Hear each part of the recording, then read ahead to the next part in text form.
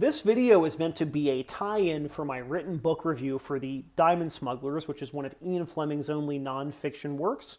He wrote a couple of pieces of nonfiction, but this is the one that's most prominently known.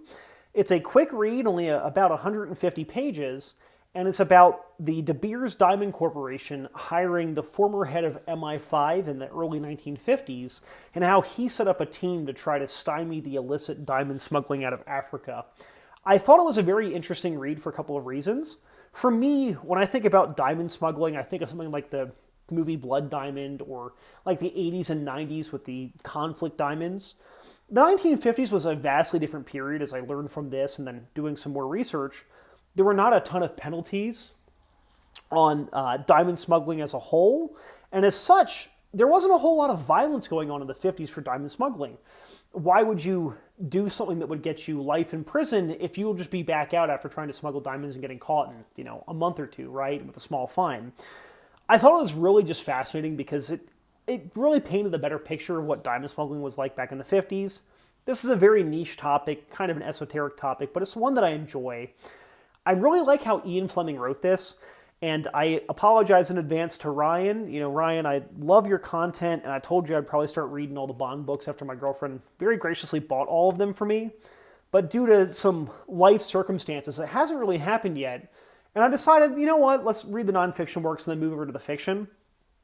Ian Fleming does a fantastic job in this book at making it really feel like a conversation that we get to sit in on.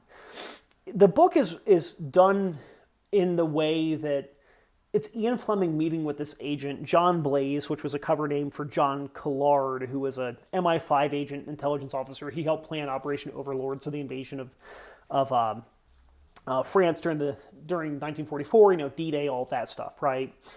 Ian Fleming writes it as us listening in on a conversation between the two, where John is talking about what they would do over a period of about a week. And I really, really like that.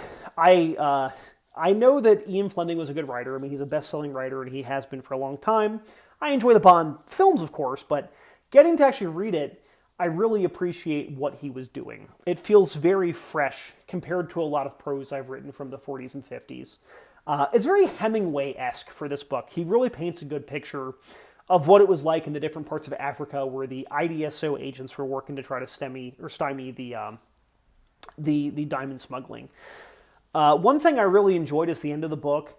Ian Fleming could have done this big thing where he sees the agent off and the agent hops on the airplane and flies away, and it's this big, beautiful thing. But Ian Fleming makes a good point that it was dusty that day, and when the plane kicked on and the dust kicked up, he didn't see the plane take off because he got dust in his eyes. And I think there's something funny about that, because this is a man who wrote the Bond books. He could have written himself as someone with more bravado, but in reality, he's a guy who caught some dust in the eyes as he was trying to see his friend off into the sky. So I just think it's interesting. I also like that this book exists because Diamonds Are Forever exists.